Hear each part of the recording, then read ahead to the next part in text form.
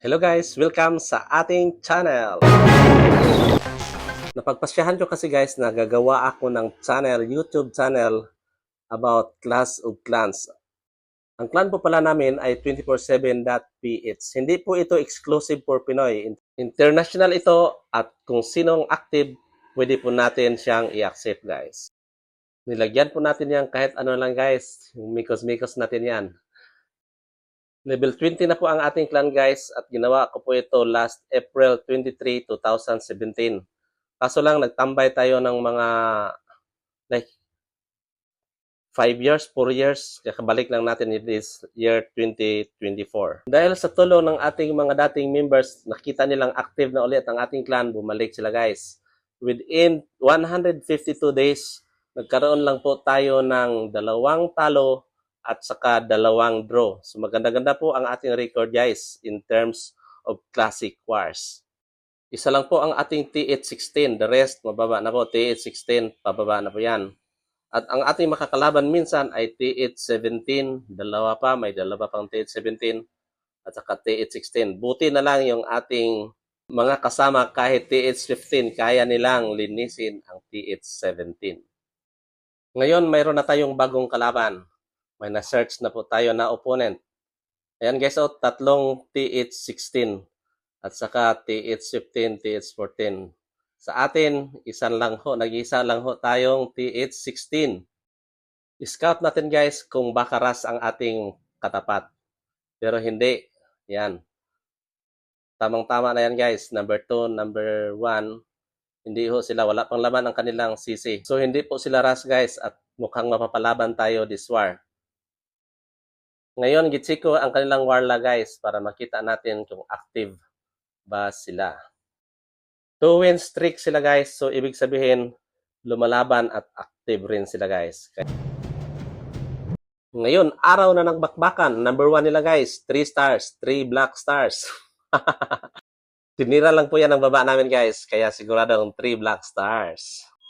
19 hours to go sa ating war. Tinambakan na kami guys. 79.53. Pero hindi naman nila nalinis ang ating number 4 at saka number 5. Kaya may chance pa kami dito. Check ko ulit ang war guys. Tinira na po ang ating number 2 si Kisha. Kaso lang hindi rin nila nalinis. So may chance talaga. Pero hindi pa natin natira ang kanilang top. Kaya ngayon guys, napagpasyahan ko na, natirahin ko na talaga ang number 1. I-scout ko muna kung anong magandang diskarte sa layout na ito guys. Yan ang tropes po natin. Basic drag attacks lang po ang ating gagawin guys. Panoorin po natin ang aking attack sa number 1. Si Killer Boy. Yan. Drop ko ang queen. Naghahanap ako ng target yan guys. Natitirahin ko. Kaso lang yung layout ng kanyang mga buildings ay hindi straight. Yan, muntik pang mamatay ang queen ko guys, kaya na-skill. Buti na lang na-skill ko. At saka ilipat po natin yan dito sa kabila, dito sa baba. Para kasi tina-target na siya ng Inferno Tower dito. Yan guys, pagkatapos yan guys, drop lang natin ang king. At saka next natin i-drop is, nagkamali pa yan ng pindot. Nauna pa yung Dragon Rider at nahuli ang dragons at saka loons. Dapat una dyan is dragon.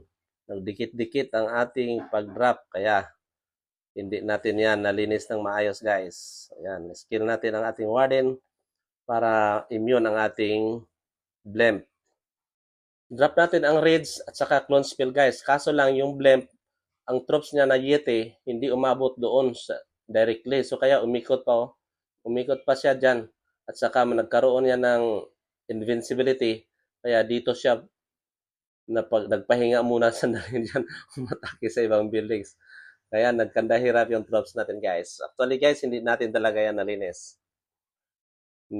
Yung dalawang attacks natin guys, TH16, dalawang attacks, hindi natin nalinis. Kaya medyo sad tayo. Lumalaban naman sana ang ating Reyna kasi hindi na talaga nakinaya. Double pa yung canon niya, no? Ang napakalakas yan guys. Kaya hanggang 2 stars lang tayo, 93%. Kinabukasan guys, Chico ang war. Ayun, linis na po ang aking base. Ang score po natin is 110-106. Kayang-kaya naman po linisin natin sa baba. Malinis na po ang aking base kaso yung 2, 3, 4 at saka 5 hindi pa rin nila nalilinis guys. Kaya this time, tinignan ko ang remaining attacks nila guys. Wala na pong attack ang 1 at saka 2. Yung number 3 na lang po, number 6. Parang isang tao na lang po ang natira guys. King at saka King 2. Kaya ngayon, tirahin ko na naman ang number 2. Sana maganda ang resulta. Drops natin 9 balloons, 10 drags at saka 3 dragon riders. Ang warden natin guys, may fireball at saka eternal tomb. King, Earthquake at Spiky Ball, Queen, Giant Arrow, Healer Puppet at ating Royal Champion, Electrobots at Rocket Spear. Panoorin natin guys ang aking attack sa number 2.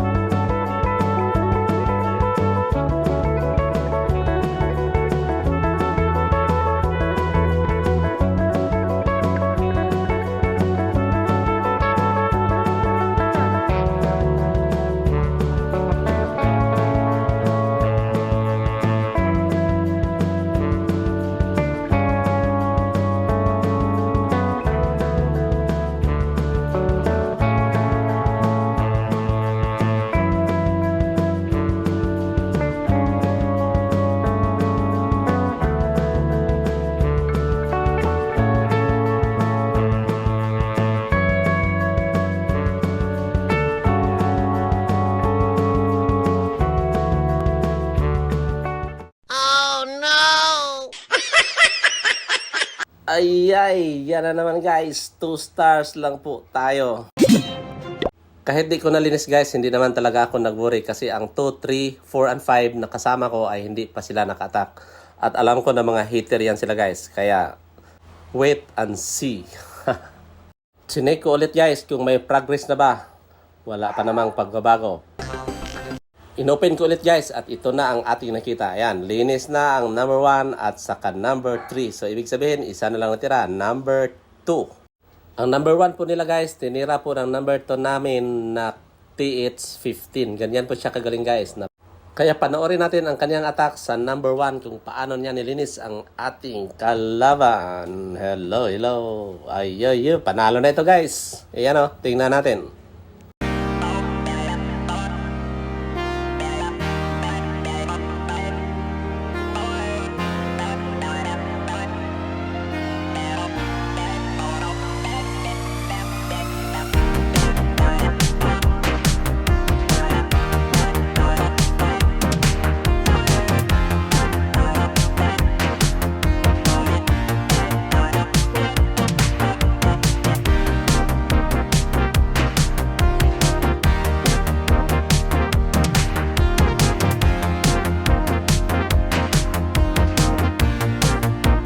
Ops guys, may nag-attack ng live kaya punta tayo guys. Itigil muna natin at doon tayo sa live manood.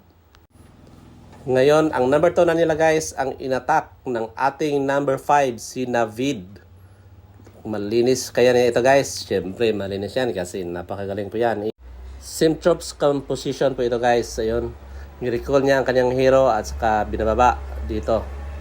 Yan, ang kanyang queen. Drop kaagad ng Dragon Balloons at Dragon Rider.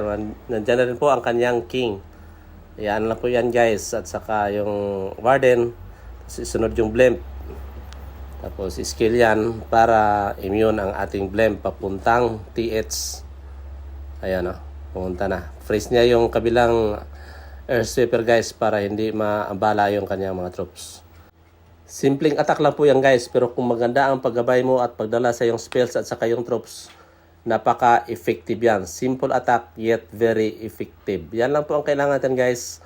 Wala masyadong flashy, basta ang resulta is 3 stars. Yun lang yun ang ating purpose, pananalo sa war.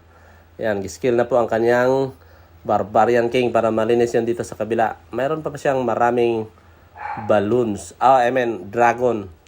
Dragon. Hindi pa po na skill ang kanyang Royal Champion at saka freeze niya ang Eagle Artillery para po hindi makatarget ng malayo. Ayan. Skill na Royal Champion. Labas na po ang mga hugs. Tinira na po ang remaining niya mga defenses. Ayan. Sana ma 3 star yan guys. Live tayo nanood yan guys. So thrilling talaga yan. Hindi yan replay. Nakita nyo naman na nagpunta tayo sa live while replaying sa attack ng ating number 2. Ayan. Malapit na guys. Kunti na lang. Pero sure ball na ito. Panalo na talaga to kasi mayroon pa rin po siyang remaining attacks. Yung number 2 natin mayroon pa siyang attack. So very confident kami na malilinis ito. At saka hindi na sila makahabol guys. Wala na silang pang-attack sa mga pieces namin na hindi nila nalinis. Ayan na. Tira mo pa dyan. Linisin mo yan. So panalo tayo guys. Linis po yan. 120 versus 116 ang ating score dyan guys. So salamat po sa inyong panonood guys at sana suportahan nyo ang ating channel. Pinoy channel po ito sa mga Clash of Clans. Mag-upload pa po tayo ng mga bagong video sa ating war at sa mga tips kung meron tayong masagap na tips guys at mga information. Thank you so much at sa inyong suporta. Sana po mag-subscribe kayo. Ipabalita niyo po na mayroon po tayong clan at 24/7.ph. Proud Pinoy po tayo guys. See you next time around.